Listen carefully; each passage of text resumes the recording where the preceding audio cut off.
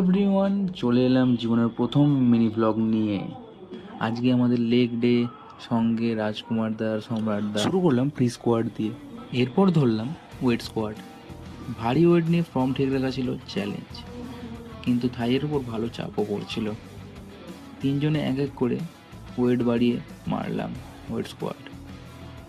এরপর চলে এলাম লেগ প্রেসে, পুরো ফোকাস থাই আর গ্লুটসে। আজকে সেই রকম টানও ফিল হচ্ছিল, কিন্তু এনার্জিটাও কম ছিল।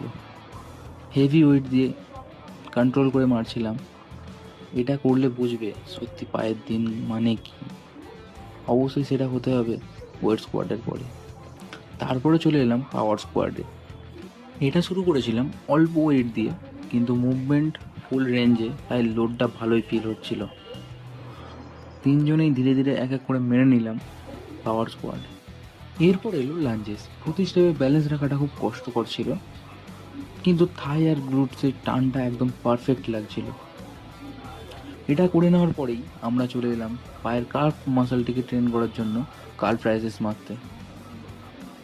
শেষে জিমেই তিনজন ক্যামেরার সামনে এসে দেখালাম লেগ ডের পর পায়ের অবস্থা।